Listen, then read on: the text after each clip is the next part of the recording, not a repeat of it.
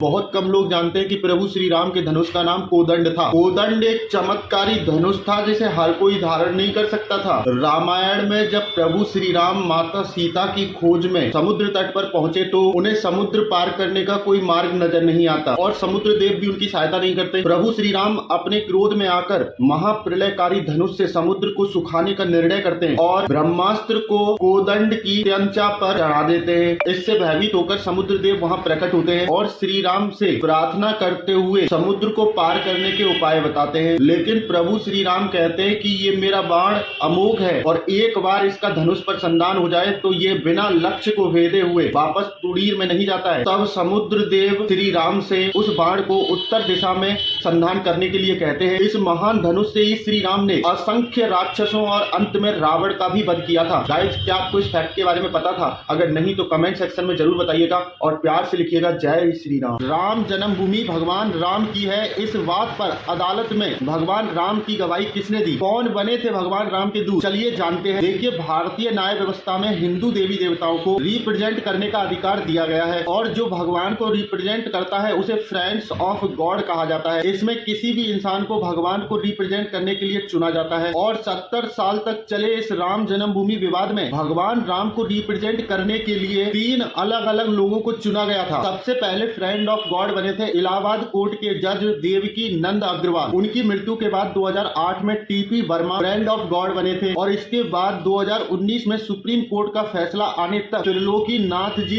तीसरे friend of God थे। वैसे गाइस, क्या आपको भगवान राम के इन दूतों के बारे में पता था? अगर नहीं तो कमेंट सेक्शन में जरूर बताइएगा और हाँ, जय श्री राम लिखना मत भूलिएगा।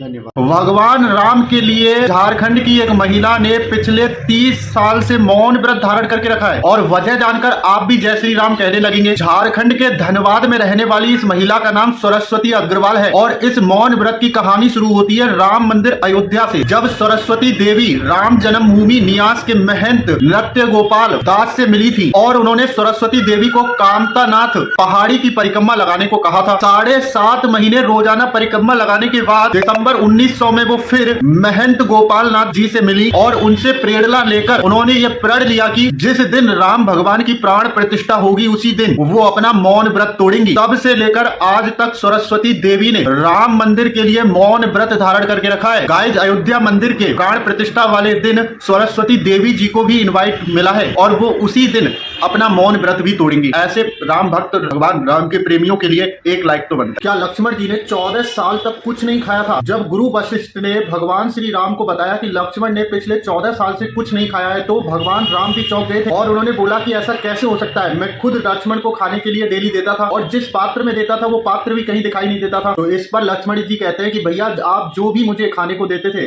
वो मैं अपनी दिव्य शक्तियों से अयोध्या पहुंचा देता था। फिर लक्ष्मण जी भगवान राम को उस जगह पर लेकर गए जहां उन्होंने 14 वर्ष के खाने को छुपाया हुआ था। जब भगवान राम ने खाने के पात्रों को गिना तो उनमें 14 वर्ष के खानों में 4 दिन का खाना कम था। तब भगवान राम लक्ष्मण से कहते हैं कि इसमें तो 4 दिन के दौने कम है, क्या तुमने 4 दिन खाना खाया था? इस पर लक्ष्मण जी बताते हैं कि भैया, जिस दिन हम वनवास के लिए गए थे उस दिन हमने कुछ नहीं खाया था। इसके बाद जब हमारे पिता राजा दशरथ की मृत्यु हुई तो उस दिन भी हमने कुछ नहीं खाया था। फिर जब रावण माता सीता को हरण करके लेके गया था उस दिन भी हमने कुछ नहीं खाया था और अंतिम दिन जब मुझे शक्ति बाण लगा था उस दिन भी हमने कुछ नहीं खाया था। इसीलिए इन पात्रों में 4 दिन का खाना कम है। महत्वपूर्ण ज्ञान की वीडियोज के लिए हमारे चैनल को जरूर सब्सक्राइब कर दीजिएगा। Thank you. क्या आपको पता है कि अयोध्या के राम मंदिर के नीचे एक टाइम कैप्सूल रखा गया है? पर इस कैप्सूल के अंदर है क्या, चलिए जानते हैं। राम मंदिर के अंदर के कुछ गजब के फैक्ट्स सिर्फ 1 मिनट में। पहला, राम मंदिर के नीचे एक टाइम कैप्सूल रखा गया है जिसके अंदर भगवान राम, अयोध्या और रामायण की कुछ महत्वपूर्ण जानकारियों को सजो के रखा गया है। इसके तहत हजारों साल तक लोगों को इसके बारे में पता रहे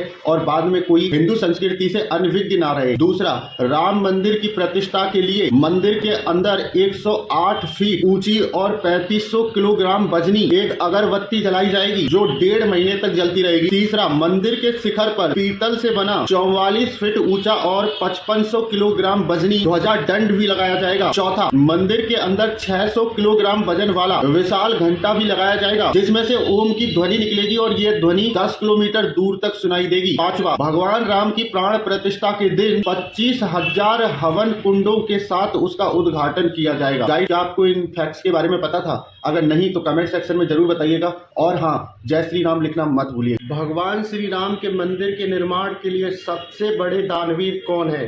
कौन है वो दानवीर जिन्होंने किया सबसे बड़ा दान? कौन है वो दानवीर? चलिए हम आपको बताएं। मुरारी जी बापूजी महाराज ने 11.3 करोड़ रुपए का दान किया और साथ ही में गुजरात के बड़े हीरा कारोबारी 11 करोड़ रुपए का दान दिया, जो कि अपने आप में एक बहुत बड़ी बात है। राइट, भगवान राम, मर्यादा पुरुषोत्तम श्री राम, जो हजारों करोड़ों लोगों की दिलों की धड़कनों में बसते हैं, उनके लिए दान करने वाले इन दानवीरों के लिए एक लाइक तो बनता है। यह भगवान राम की लिखी गई स्तुति अल्लाह शब्द कहाँ से आ गया? बताइए। रघुपति राघव राजा राम पतित पावन सीताराम, इनके आगे की लाइनें क्या है? ईश्वर अल्लाह तेरो नाम, सबको सम्मति दे भगवान। नहीं, ये ओरिजिनल वर्जन है ही नहीं। अब असली सुनिए। असल में ये भजन पंडित आचार्य लक्ष्मण प्रसाद जी ने लिखा था और इस भजन की असली पंक्तियां जो है वो ये है। रघुपति राघव राजा राम पतित पावन सीताराम, सुंदर विग्रह मेघा श्याम, गंगा तुलसी सालिग्राम। आपको जानकर हैरानी होगी कि गांधी जी ने अपनी मर्जी से अल्लाह शब्द को इसमें जोड़ा था। आजादी के समय गांधी जी ने इस भजन को अपने हिसाब से बनाया और देश के कोने कोने तक पहुंचा दिया। लेकिन क्या हिंदू धर्म को दुनिया के ऐसे सामने रखना सही है? आज भी हम में से ज्यादातर लोगों को इसके ओरिजिनल वर्जन के बारे में नहीं पता है। इसलिए इस वीडियो को ज्यादा से ज्यादा लोगों के बीच में शेयर कीजिए ताकि हिंदुओं को अपनी संस्कृति और सभ्यता के बारे में पता लग जाए।